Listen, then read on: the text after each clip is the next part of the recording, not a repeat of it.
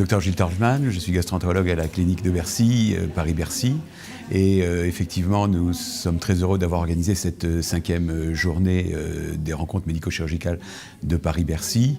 Cette année, avec l'avènement de l'Institut chargé de la prise en charge de l'obésité au sein de notre groupe de cliniques parrainé par Hexagone Santé, nous avons dédié cette journée à la prise en charge de l'obésité et à une question fondamentale qui est pourquoi et comment prendre en charge une pathologie réelle qui se révèle être un facteur de risque majeur tant en termes de morbidité qu'en termes de mortalité, qui se révèle être une maladie chronique avec des répercussions multiples et qui rend effectivement nécessaire dans une population stigmatisée par son poids et par son apparence physique une prise en charge polyvalente au long cours et adaptée.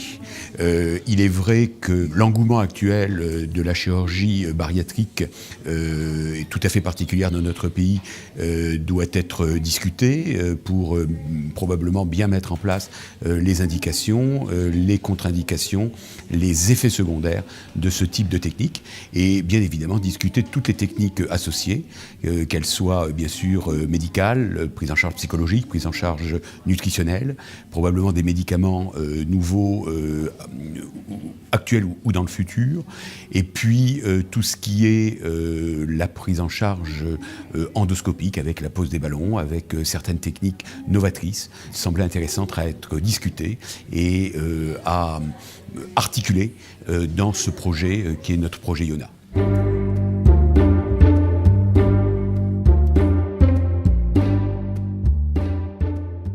La chirurgie de l'obésité est le traitement le plus efficace de l'obésité morbide. Elle permet bien sûr de diminuer le poids, traiter les comorbidités associées à l'obésité, mais aussi diminuer l'incidence de certains cancers et de certaines maladies cardiovasculaires, permettant de diminuer la mortalité de ces malades sur le long terme. En France, on pratique principalement 3 interventions, l'anneau gastrique, la sleeve gastrectomie et le bypass gastrique. Ces 3 interventions sont les interventions de référence actuellement en France.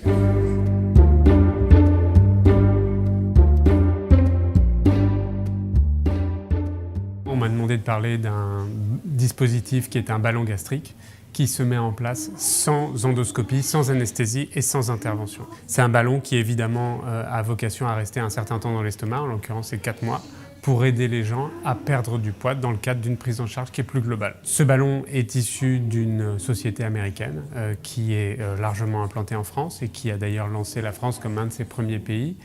Il est homologué avec un dispositif de marquage CE qui le rend complètement valide. Son rationnel est soutenu par un certain nombre d'études cliniques qui ont été publiées, qui sont des études qui sont non contrôlées et qui montrent que la plupart des patients arrivent à perdre du poids avec une moyenne qui est entre 8 et 15 kg ou entre 10 et 15% du poids corporel, avec un recul qui montre également un bon profil de sécurité.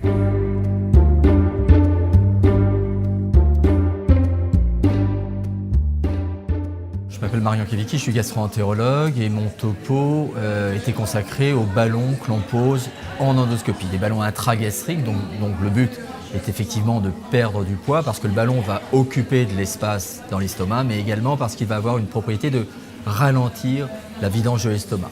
Il y a différents types de ballons, il y a des ballons gonflés à l'air, d'autres gonflés à l'eau, au sérum physiologique, il y en a certains qu'on garde 6 mois, qu'on garde 12 mois. Ils se posent en endoscopie, ils s'enlèvent en endoscopie.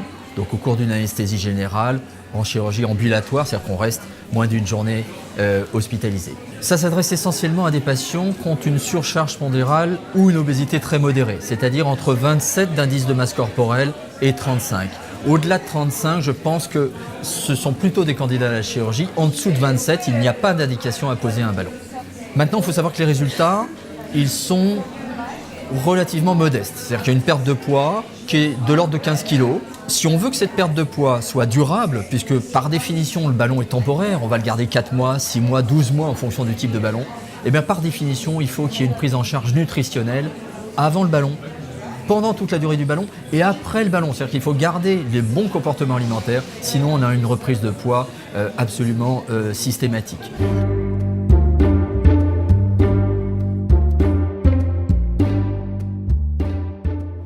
suis gastro-entérologue à l'hôpital Avicenne.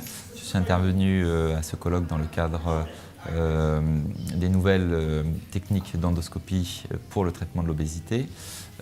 Actuellement, il existe 2 nouvelles procédures. La première est une gastroplastie par voie endoscopique, qui est une procédure assez récente avec des résultats en termes de réduction pondérale qui sont très intéressants. Une technique qui nécessite une courbe d'apprentissage quand même sur quelques procédures et qui ne provoque que peu de complications. Le deuxième volet de mon intervention était sur les procédures d'anastomose gastro-jejunale par voie endoscopique. Il existe des études pilotes actuellement. L'objet de ces études sont de réaliser des anastomoses gastro-jejunales sous écho-endoscopie uniquement, mais actuellement c'est réalisé uniquement chez des modèles animaux. Ces 2 types de procédures vont avoir un essor important dans l'avenir. Elles sont bien sûr à suivre.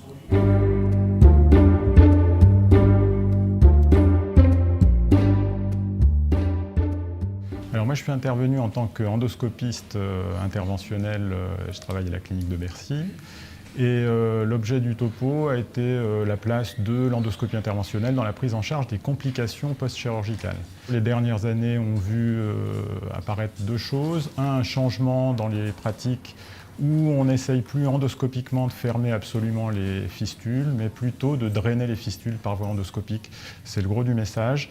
Et la deuxième chose du message, c'est que le traitement endoscopique n'est pas systématique dans la prise en charge de ces complications. Il faut savoir ne pas intervenir à outrance, ne pas intervenir non plus trop tard. Donc il y a un timing et une bonne communication qui doit être faite entre l'endoscopiste interventionnel et l'équipe chirurgicale.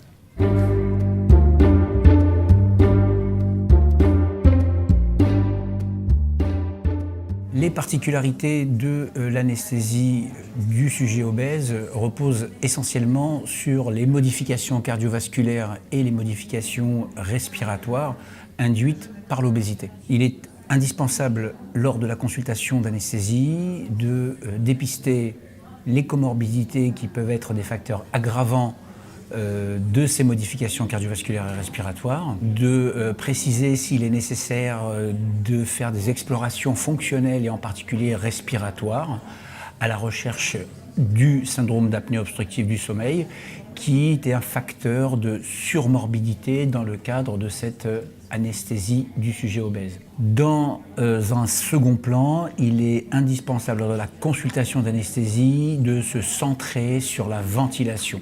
Nous avons un arsenal de critères anatomiques, morphologiques qui permettent de prédire